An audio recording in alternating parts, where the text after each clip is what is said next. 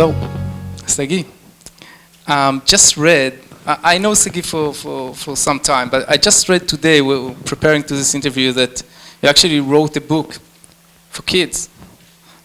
Yes. So, why? Yeah, I mean, how do you have the time to write books? Well, that was back in the day when I had a lot of time, but you know, you do some things for your occupation, but you do some things for your soul. So when I was young, I used to write quite a lot. And then they say that when you get older, you kind of, the kids in you die. So I tried to prove them wrong. And when I was 35, I decided that my birthday present will be to write a kid's book. And I've done that. And it was a nice present for myself, and I did self-publishing, and it was sold by Latet, which is an organization donating food, and it was sold to some startup companies, and all the money went to Latet. So it was a nice birthday party with a good cause. So not How many copies did you make? 1,000 copies. And you sold all the 1,000 copies? Yeah, all of the 1,000 copies. I saw it's in English only, or also you have an Hebrew edition? Well, there is an English edition on the website. I never printed. I printed only the Hebrew edition, but there's an English version as well, so it's free. Okay. And yeah. So if you want to read a kid's book about daddy in the tech industry, look for Dad in the Tech, right? High-tech dad, yeah. High-tech dad, okay. That's good. So we usually start with some...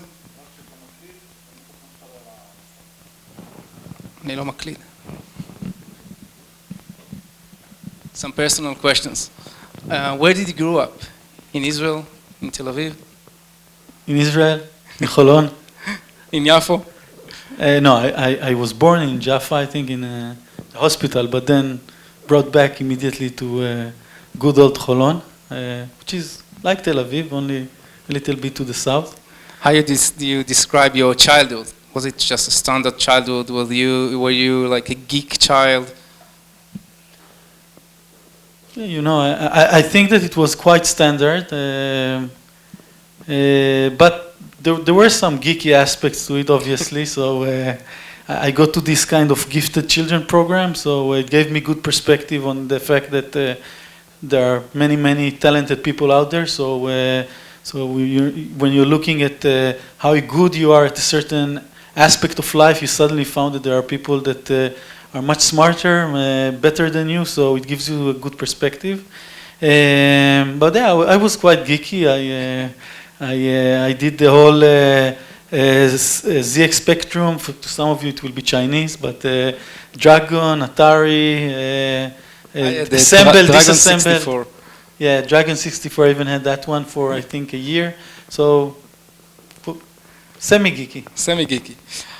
Your first kind of entrepreneurial act or experience actually happened in the army. So you served as an officer in the army, and you finished the army, you left the school, I mean to your BA degree, right? And they called you back, they said, you need to develop something for us. Tell us a bit about that. Yeah, so, well, in the army, I think the army wants to be a very organized organization. This is why it's called an organization. But, well, in Israel, we like doing in a lot of places what we call balagan, so, you know, mess. So I created this system for the Israel army that dealt with forces being mobilized through the Air Force.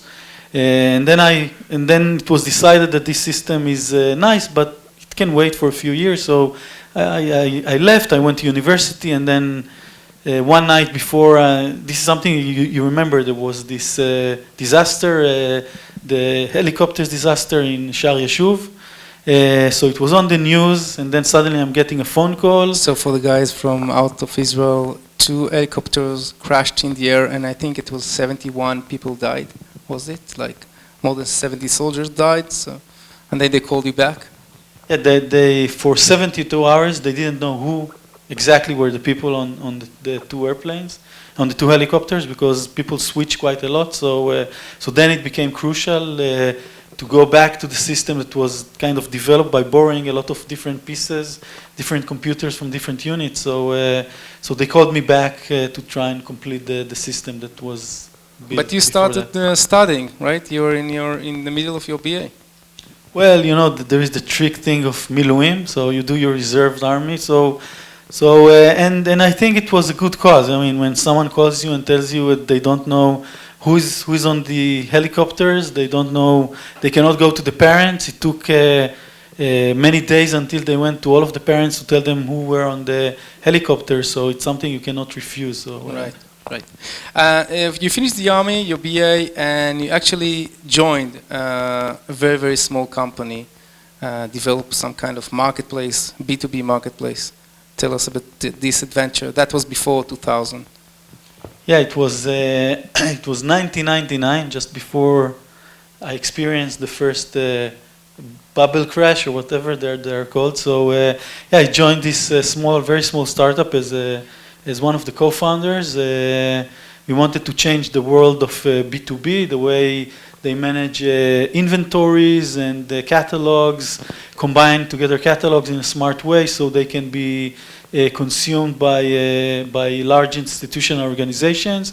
We also want to change the way third-party logistics and third-party finance. The idea was that a lot of suppliers today are doing actually the logistics and the financing, so a single body could offer all of that and really optimize.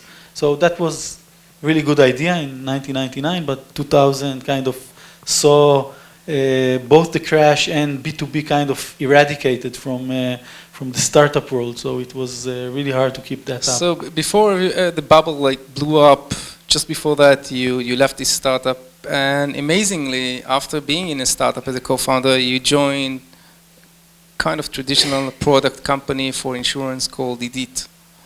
And you've been there for 6 years, maybe a bit less.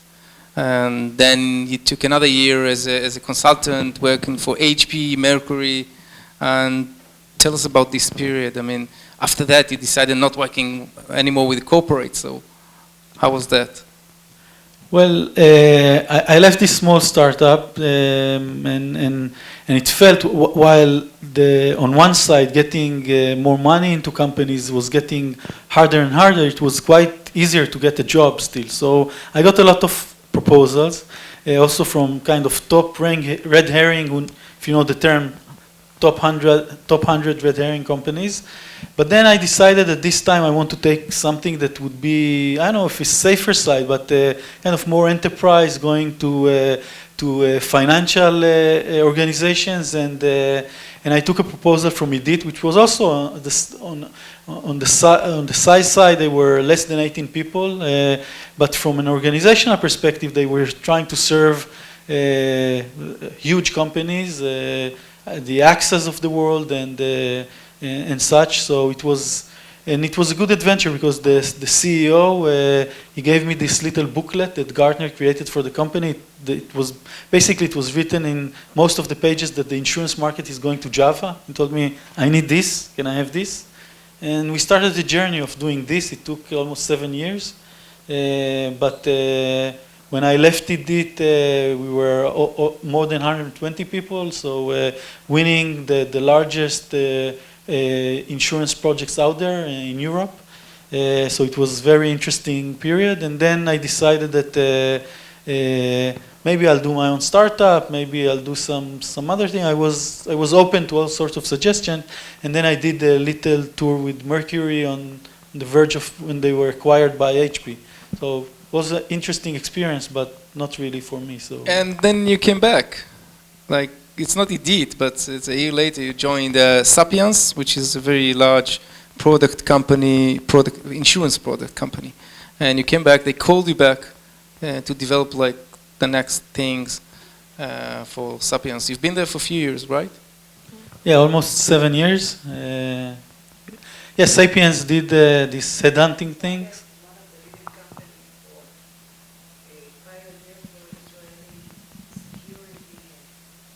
Security? Security? לא. ספיאנס. לא, אנחנו מדברים על ספיאנס. Yes, insurance product company. Anyway, so you joined them doing yes, what? Sapiens was doing, as a kid, as a geeky kid, Sapiens was one of the first kind of startups in Israel doing this amazing four generation software that you can develop the software for different companies. They had quite a good success on the early days. Their biggest success was also on the Y2K, and then the company tried to refocus on insurance, and it was a long journey for them, this refocusing. Having the knowledge, we did it on how you do software for large insurance organizations. They did this headhunting, and I think with Sapiens they were a large company, but when I joined, there were 200 people in Sapiens, so they shrunk up. But I think that was the charisma, the CEO, Ronnie Aldor, and the COO, Rami. They look like great guys, and one thing I learned... join us, and you said, I'll join you. I mean, it's a great team. I want to join. I said, let me make a couple of calls. I made a couple of calls to friends of mine. They told me, you're crazy, don't go there. And I said, okay, it looks like a good challenge. And you find out that in this industry, it's all about the people at the end, so you do great things with great people. And I had good vibes, so I decided to join, and it was really a good adventure with Sapiens, so really happy for it. And here starts the journey with TabTale, because after about a year or year and a half, you kind of manage this product, and you start feeling bored. And you came to your CEO, Ronnie, and you told him, look, I don't want to leave, but I want to open my own startup. How did that happen? Part of being a CTO of such an organization is leading them not where you want. What you want to do is what's right for the organization. So what was right is to acquire other technology. So within Sapiens, we acquired Didit, which I previously worked for, and another company in Israel called FIS. So that served the purpose. And we did a little bit of disruption with Decision, a new product. But generally, I'm kind of edgy. So yeah, I told Ronnie, look, it's great here. I really like the team. I like the company, but I want to play around with something, an idea that I have. And he said, you know what? Okay, I have two choices actually. If you stay and we keep in touch, then you might stay all the way. You might stay for a few years, but I like that idea. If I tell you no, that you will go immediately. So we decided that I'm going to start TabTale. We are going to do kind of monthly checkups to kind of update one another, and that worked quite well. So we're going to discuss about TabTale in a minute or two, but before that, how did you manage to do that both? I mean, there are a lot of entrepreneurs in this room, and he's working as a CTO for a large organization who serves large insurance companies, so it's very complex. You know, it should be very quality, very good systems. And on the other hand, you establish a very, very new product, new company. How can you manage both in the same time? So one key aspect is sleep. So you need to stop. You work on the plane at nights. I think part of the formula is also having really great partners. So I partnered with, I have two partners in TabTale, so they carried a lot of the heavyweight in the beginning.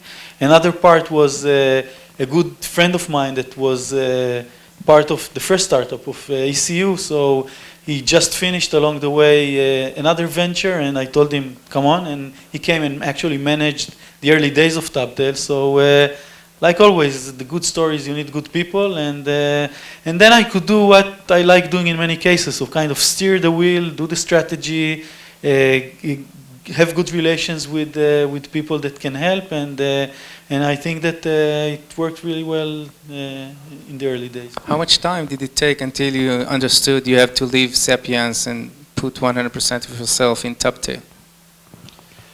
Well, we started TabTale in June of 2010, and I joined TabTale fully on April 2013. So it was almost 3 years that it was run in parallel.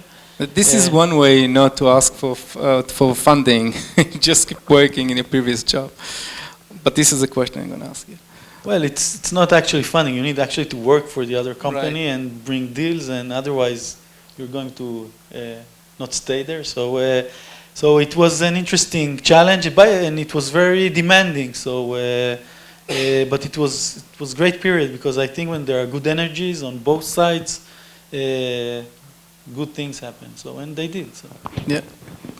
How many people here in this room know anything about TabTale? So raise your hands if you know anything about TabTale.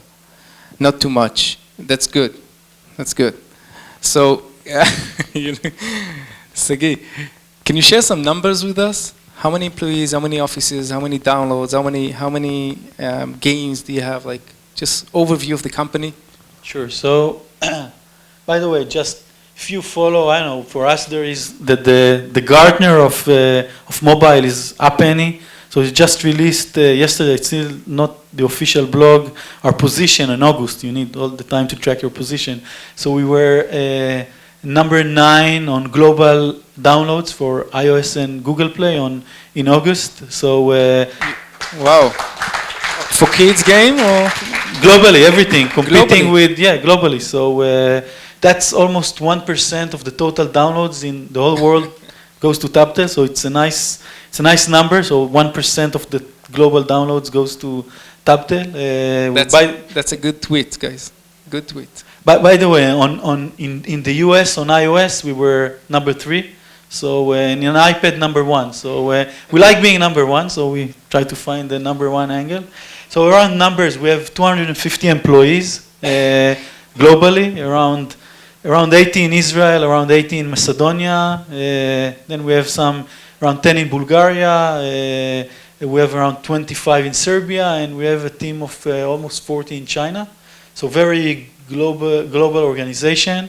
1 billion downloads that we start celebrating early this year. I think we're on the run rate of around 30 to 50 million downloads each month. So you can do the calculation by the end of the year. How many unique monthly active users? Around 40 million unique. 40 million unique users.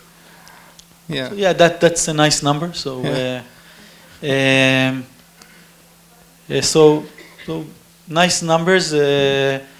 Last year, 2015, the kind of global summary. So we were number 9 on the total downloads, iOS and Google Play. Our goal for this year is at least 8. So improve ourselves. You're on the way. And what's the product actually? What are you doing in TabTale?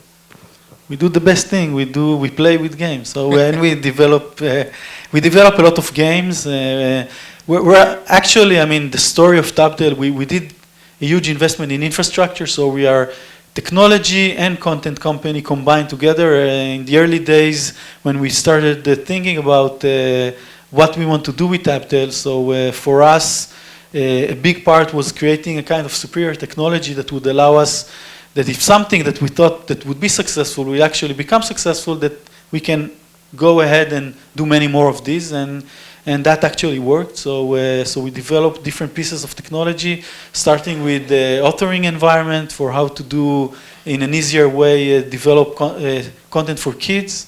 Then we understood that this is only a small part. You need everything combined together with the monetization and the analytics and the A/B testing and game features. And we've combined and we've built all of that technology. But together with that, we have a lot of teams that are actually doing content.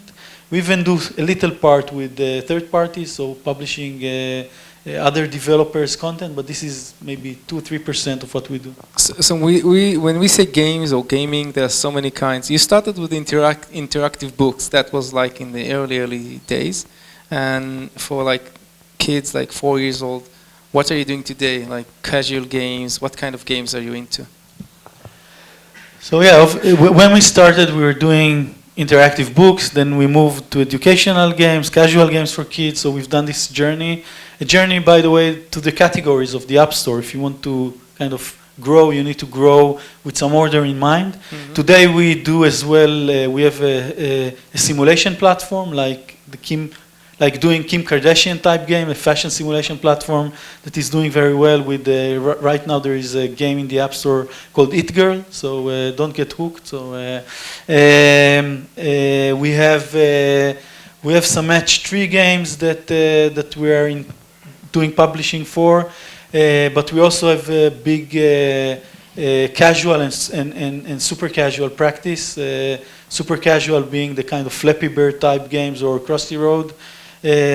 We saw the good match on the demographic side to the users we have, and we acquired the studio in Serbia, and we injected into their operation the casual and super casual games, in which we want to get another kind of big chunk of the download that can be as big in the download value and other values as what we have today with kids. So this is kind of now in kind of soft launching. We released a few games. They did very well, but now we're going to go in the kind of volume that we know with in the beginning 2 releases a month and then 4 releases a month. So that will start in Q4 this year. And when you say 4 releases a month, each release is a new game, right? Each release is a new game. So how many games have you developed? It's a new Krusty Road. Yeah. How many games have you developed? So far we've done over 450 games. It's a machine of games.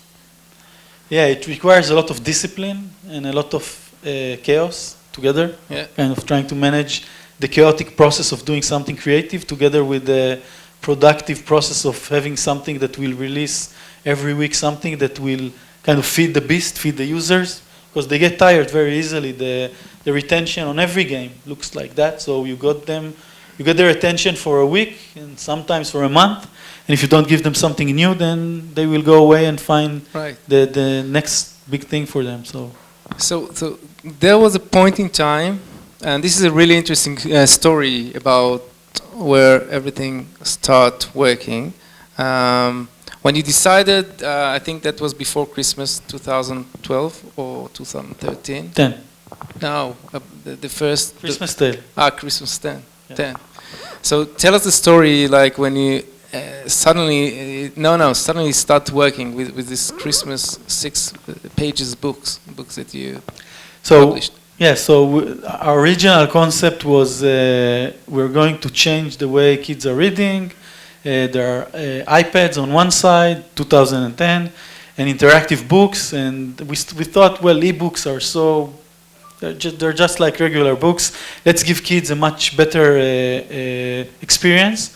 And we started doing, we had the lineup of 30 books. There are a lot of free copyright, so it's really nice to start with. So some biblical stories and Goldilocks and the Three Bears. And we had a nice lineup. And then suddenly, I had, since I was doing a full City of Sapiens back then, so I had nightly calls with my partner, with Oran. So it was every night between 10 a.m. and 3 a.m. We were actually talking, which is, by the way, very nice. And one, I think it was September, we said, well, you know what, Christmas is coming, and Christmas usually will get a lot of downloads, and probably there will be a new version of iPad, so it might be a good idea, it makes sense to do something for Christmas. So, but we said we don't have enough time, so instead of 16 pages, which was the standard for us, let's do just something small, 6 pages, release it and see what happens. Right. So we've done exactly that. It kind of took all the efforts of the combined small team that we had. We managed at the end of November to get it approved by Apple. Back then Apple took like 3 to 4 weeks sometime to approve things on the App Store. And it kind of skyrocketed. It got to #1 on the books category in 2010. You can see up in history. You get like 1 million downloads, right? From nothing. 500,000 downloads in 3 weeks, which was 5% of the iPad market share back then. So it was a huge number for us. And it kind of fueled our continuous releases, because we could tell everyone who downloaded a Christmas Tale, now we have a new book, now we have a new app. And that was where our kind of cross-promotion program was born. But still, it was, I mean, the business model was still, this was for free, right? It was a freemium, totally free. Yeah, it was completely free. When you want to try something, it's better not to charge. So yeah, we said, let's feel if it's working. I mean, we've done this technological platform. We only put 6 pages, so we didn't feel charging money for 6 pages was worth it. So, let's just see if that works. And by the way, back then it was the time of freemium premium, so it served well the purpose of giving something for free, and then using the the traction that it created with the users to try and cross-promote towards your premium content. So what's your business model today? It's the improved premium, which is you give everything for free, and then everyone complains why it's not completely free. And usually half of the content that we upload is completely free, and then half is locked, and you need to pay in a purchase. And you also get these sometimes pesky ads, so you try and remove ads if you want to get an ads-free experience. So. Okay, before moving to the funding, raising, self-funding stuff, anyone want to ask some questions? Sagi? Yep. Hi. So, your name please. Sorry? Your name please. My name. Miloi. Hi. So children use your games. And they also need to purchase half the content. So how does that work? I was asking about... No, I have with the speaker. So kids, does kids have to purchase the games, and how does it work?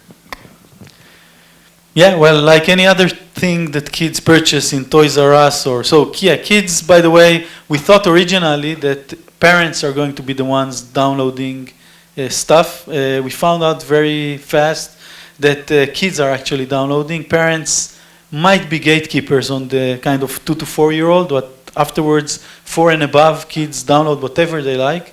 Then the next gate is in a purchase. So some parents give their kids the password, I don't know, but yeah, kids purchase, you know, like the old way. I want this, I want it now, can I have it? Oh. So aim for the kids, not for the parents. Next question. Yep. Why did you go to the countries you went? You mean on the operational side?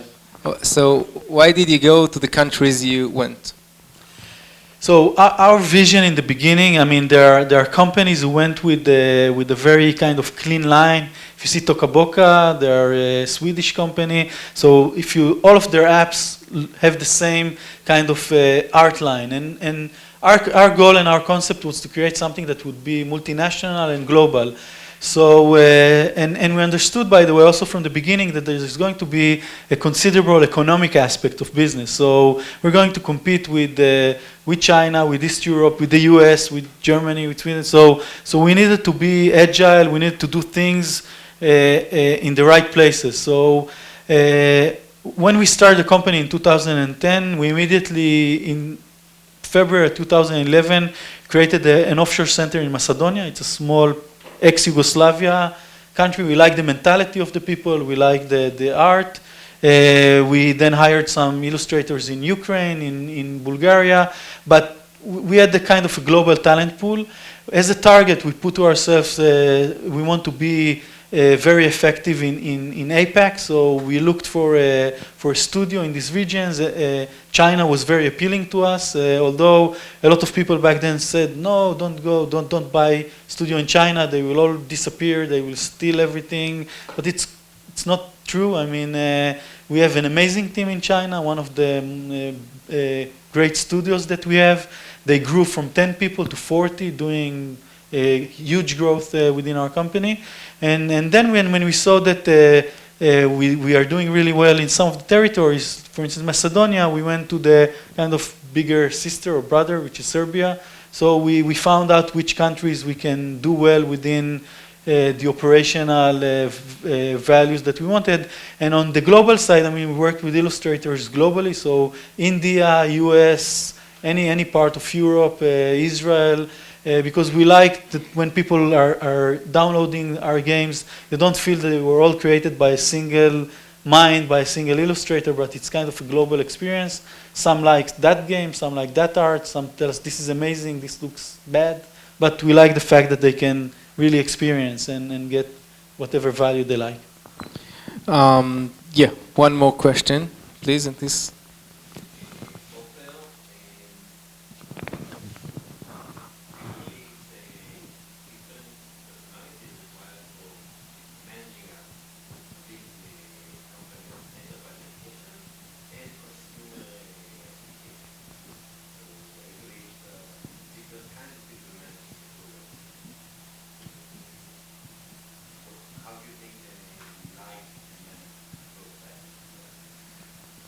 So usually different kind of personality to manage enterprise or consumer app company. How do you define yourself? Well, I didn't manage Sapiens. I was just the CTO, so I let someone else do the hard work of managing Sapiens. Yeah, it's a different mentality doing B2B sales in an enterprise organization. I think that what I liked about TabTale, and this is why we created it originally, is also trying to do B2C, which is nice. You interact with consumers. But yeah, it's completely different. I think if you look at the kind of standard high-tech companies, so we have developers and QA, and some people doing UX, UI, and TabTale is a completely different experience with people doing animation and art, and also obviously development and QA, and it's fun. So I learned how to manage this type of DNA people, and you connect with different parts of yourself when you're doing different roles. So I think that you learn how to do different roles and connect to different parts of yourself. I took your pictures while you were speaking or having this long monologue with this guy. No, it's okay. Going to raising some money. You started, like, as you said, you were working in Sapiens and for the first 3 years. Did you ever approach to VCs asking for fundraising? And what was like the response at this time? Obviously, it wasn't it was in the beginning it was self-funded, so we injected our kind of life savings into the company. We believe that it shows confidence in what you do, but in order to grow, we needed additional funds, and we did the regular tour. It was 2010. The atmosphere today is much more pro B2C, and there are a lot of more angels in the ecosystem. Back then there were few angels, but a lot more organized VCs, and yeah, we went and saw most of them. Back then the atmosphere was Israelis are really good at technology, so stay off doing content, stay off B2C, go after the technology play. So this was the feedback that we got quite a lot, and we actually thought about it. We thought maybe this is what we should do, but after a lot of consideration, we decided that our value is in the combination between technology and content, and we thought that the best thing would be having the users. So we kind of failed raising money for quite a bit, and then suddenly one day I got this phone call from a really nice guy called Modi from Magma. He said, "I just saw your listing in IVC. Do you want to come for a meeting?" I told him, yeah, why not? And we came for a meeting. We showed him, we had already Christmas Tale, so we showed him, this is Christmas Tale. It made zero money, but it had 500,000 downloads, so it's nice. He said, you know what, you look like really nice guys. I have no clue how you're going to make any money out of that, but let's go on a journey together and see where it leads us. And Magma joined as our first investor. They're still, and they accompanied us along the way in our consequent fundraising. But they didn't put a lot of money in the beginning. So it was like, it fueled you for the next year or so. But then I think that was around, you burned all the money by 2012, and then you needed more money. I think this is what startups excel at doing, burning other people's money and then and yours trying to as get well, more actually. money. Yeah, in our case, we even burned our own money, but yeah, 2011 was like in many startups, it was kind of chasing the dream, trying to find the right angle. For us, I think it was obvious that since we had such a hard time raising money the first time, it was small amounts. We also got some of the funding from Israel Chief Scientist, which is a nice organization helping a lot of startups. So we understood, and we finished all of that by the end of 2011. We had options to raise money, but not at the terms that we felt comfortable with. And then we went again to the only sure funding that we had, which was our life savings. So but we decided that's going to be the last time. So we made another round with our own money, and we had kind of modest objectives to break even, do a little bit better than 2011, just get break even. And that was the goals for 2011, at 12. 12. So last question in this area about TabTale, and so you managed to be in the first 10 biggest companies in App Store and Google App. What's the secret sauce of TabTale? A lot of people here are waiting to understand how do you do that. Well, I think that obviously on doing really great on the App Store, you need to have an amazing marketing. So the way we divided the company early on, we have two major divisions, one doing the production and one doing the marketing.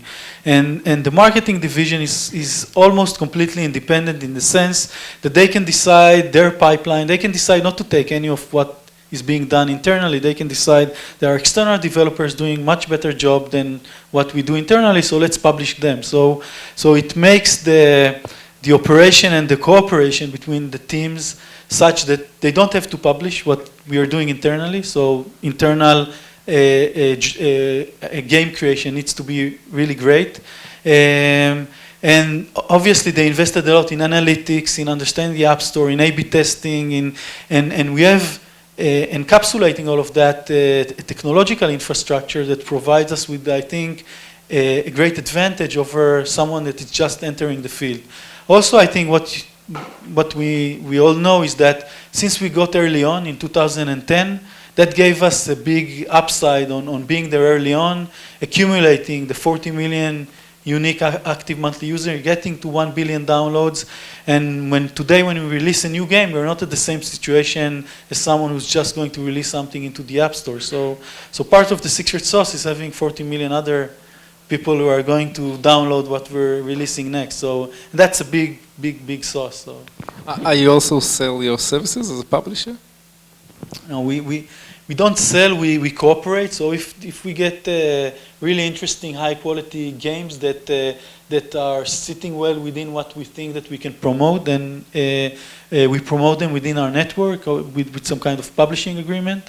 But what we think is one of our core assets is this huge amount of downloads, install base. I mean, some of the kids on average, a TabTale user has more than 4 games installed on his device. So it's not only 40 million unique people who are looking at it, they have on average 160 million apps that they will play on that month. So that's really huge numbers, and we don't like sharing this. So we're like the kids who don't like sharing their meals. Any gaming developer in the room?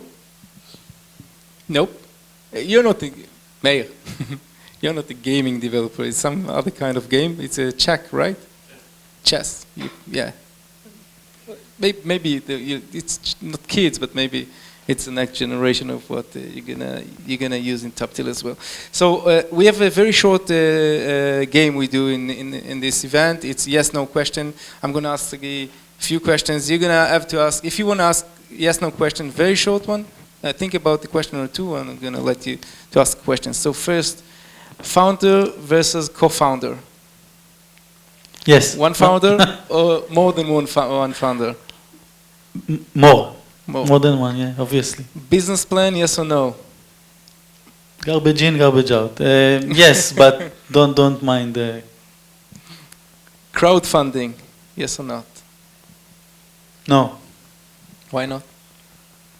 If I would ask yes, you would ask why yes? Okay, so, well, I think that depends on what you're doing, but in many cases it makes you put something out there that you need to commit to give the crowdfunding something. So you need to be very sure on what you're doing. So in many cases, in our case, we pivoted so much. So what you then give back your funders. So I think it only suits specific products. Co-working spaces. WeWork and stuff? Yeah. Well, I think yes, big yes. Exit fast or grow a big company? Grow a big company if they don't give you a big enough exit. No, I think the dream is to grow big companies, but obviously, you cannot say, well, if someone comes and gives you this big envelope or big duffel bag with these dollars, you would say no. But did anyone come to you with this big envelope? It wasn't big enough. What was big enough? Anyone in the room with a big apple? Prototype versus validation. Prototype versus something that already works. Well, we did an MVP on most of the things. So I think going to his question, and on enterprise you do prototyping, but on this type of B2C you release and learn, release and learn. So release and learn. So your A/B testing is actually you release and learn. I mean, you have A/B testing for the banners, but also for games. You release a game. Well, you do soft launch, so it's much of that sense, and in many aspects of the gameplay, there are two players just randomly would get a different experience. Oh, okay. Okay, this is a good one. China or the US? You want to get me in trouble, right? So you're wearing a red shirt, so. Okay. Go to market for new entrepreneurs locally or globally? Go to market. On B2C globally, I think on B2B you can do really good prototype or MVP in Israel. Vanilla versus chocolate. Chocolate. iOS versus Android. No comment. You can't. Museum. Microsoft. Museum or a rock concert? Rock concert. Rock concert. Okay. Anyone else want to join me with yes, no questions? Nope. No questions. No questions. No. What's your best 3 tips for entrepreneurs when going to raise money? Best 3 things.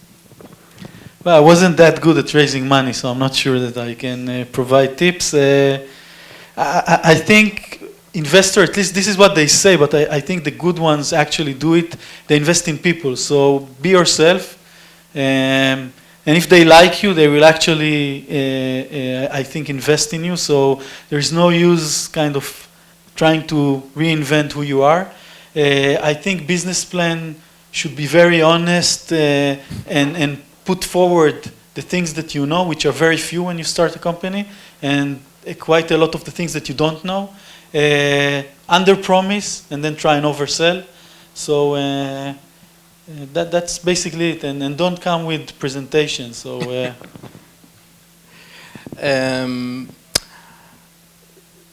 So we spoke before. Please, it's 2 questions. First one is about TabTale. Is TabTale looking for new technology, new companies? Are you acquiring companies in Israel or elsewhere? Because we have some audience worldwide. Well, we acquired so far 4 companies. It's art studios you acquired, right? Well, yeah, you can call them studios, but not art. They're complete studios. So to date, we acquired 4 companies. We have an organic growth strategy and inorganic. We acquired 1 Israeli company, the one in China, 1 in Serbia, and 1 in the US. The one in the US was mostly an asset acquisition, so we liked their portfolio of games and we decided to add it to our portfolio of games. We're actively looking Israel globally, so we're doing probably something like 5 due diligence every quarter. So we're quite active there. Still didn't find the next thing that we liked, but we're very active on the M&A front. On a personal note, are you personally investing in companies, technologies? Are you looking for something? Yeah, I'm actively looking. In the startup area, you invest with friends. So we have kind of the friendship of the dollar or the ring or whatever. So we're looking at interesting companies, but right now I haven't did any active investment. It was almost, but what kind of companies are you looking at? Great founders, interesting ideas, things that can spark my imagination. Yeah. Okay. What is the next big thing for you with TabTale? What? No. I think the next big thing for us is well, we're doing 2 things. We're increasing our population. We want to get to 100 million uniques in a short enough time span. And I think that would take a lot of effort, and that's a big thing for us. And I think in addition to that, we're getting into the utilities for kids space. So we identify that obviously kids are playing with our games quite a lot and other games, but they're also messaging a lot, editing videos, listening to music. So we found out certain things. We're not going to compete with WeChat, Snapchat, WhatsApp, and so on, but we can provide substantial value that is around this within the creative process that we really understand with kids, and this can have a kind of huge global effect if we succeed in doing that. So what about kind of augmented reality stuff, virtual reality with the games? We are kind of Google's senior partner on virtual reality. I think it's a really interesting technology that now finally, after a lot of incubation years, it's getting there. I think that still there are a lot of things to kind of discover on the good experience for kids. So we are actively doing it, but this is something for, let's say, 2018, where we think that would be interesting for us. And right now we're in the process of R&D, experiment. Interesting. So. Great. Some more questions from the audience? Yeah.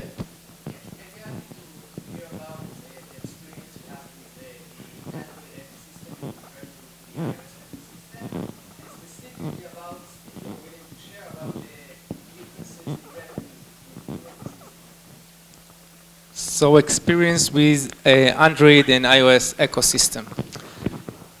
Sure.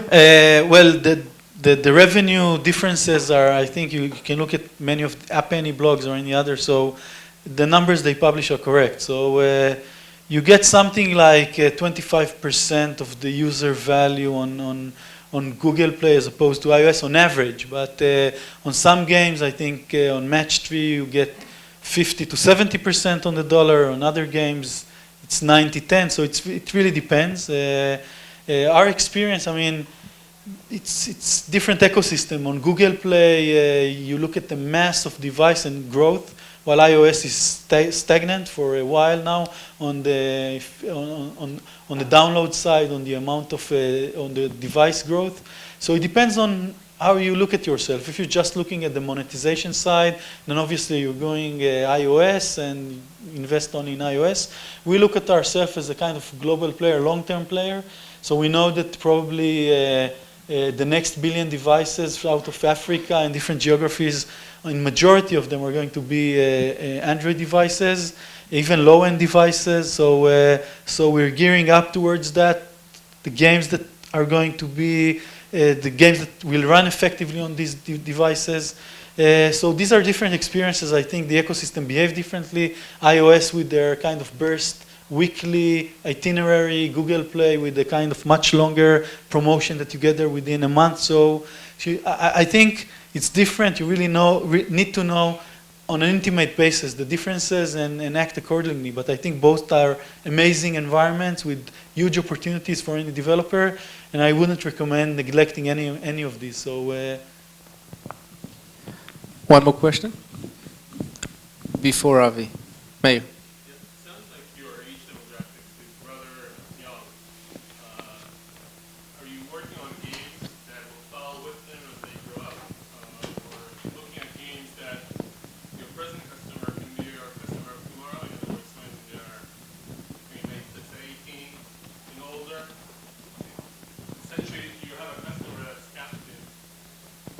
well, they're not really captive, but yeah, we are installed on their device until they uninstall, and we give them reasons to install more. Our strategy from the get-go was to go after certain demographics and certain genre, and then go after the bigger ones. So we started with 2 to 4-year-old interactive books, 3 to 5 education, then casual games which are 5 to 8, 5 to 10. But if we're looking at Eat Girl, it's kind of 18 to 30. If we're looking at the Tamagotchi games we released, it's 13 to 25. So a lot of our demographic is still in the age group of 2 to 10 years old, but we already are doing quite well on the higher age groups, and yeah, it goes well and aligned with our strategy. Avi. You like the interaction with children. Why you don't be a teacher? Well, I think when I Why IPO. not be a teacher? Well, we do, by the way, we have this program in TabTale once a month or every 2 months. We bring in a class. We give them 4 hours of going around the company, showing them how do you do art, how do you develop games, and we give them a challenge at the end to invent their own games and to vote for their games. So we're doing some educational things. We volunteer in some of the organization, like Unistream, if you know them. I think I will not be a good teacher, by the way. I think when you're a CEO, you're used to telling people what to do, and I think it doesn't work that well in the classroom. They're telling the teachers what to do. So I don't know. I'll have to see about that. Maybe the next job. I wanted to ask, what kind of CEO are you? Are you into details or not? But I guess you do. Well, it depends on who you'll ask, but... Right. So before we finish the interview, we have one last question. It's the same question everywhere. So if you watched our previous ones, you probably know the question. But the question is, so you've gone this far, and it's going very well. What do you want to do when you grow up? It's the Peter Pan question. Hawaii, Bermuda. I think that when you're an entrepreneur, and restless, so you always are sitting on the next great 5 ideas that you have in mind. So I'm sitting on them, and I think when this episode will be over, and it can take quite a while, because right now we're having a blast. I mean, great atmosphere, amazing people in all of the offices. So there is no rush, but once it will happen, I think that one of these incubated ideas will break out. So. You can always be the chairman, right? No, the chairman, and then incubate. Or the president. Right, yeah. Okay, thank you very much, Sagi. Thank you.